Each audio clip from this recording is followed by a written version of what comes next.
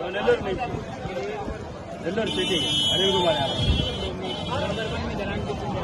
రైతులు కానివ్వండి, యువత కానివ్వండి, విద్యార్థులు కానివ్వండి, ఇతరులు కానివ్వండి, ప్రతి ఒక్కరూ ఆనందంగా ఉన్నారు. ఈ ఇచ్చేసారిగానే మా జగన్మోహన్ రెడ్డి సీఎం అవుతారు. జగన్మోహన్ రెడ్డి పరిపాలనలో నాయకులు ఎవరు లేరు, అందరూ కార్యకర్తలే. ఒకే ఒక నాయకుడు జగన్మోహన్ రెడ్డి తప్ప ఇంకెవరు నాయకుడు లేరు. ప్రజలు జగన్మోహన్ రెడ్డిని చూసి ఓటేయాలి.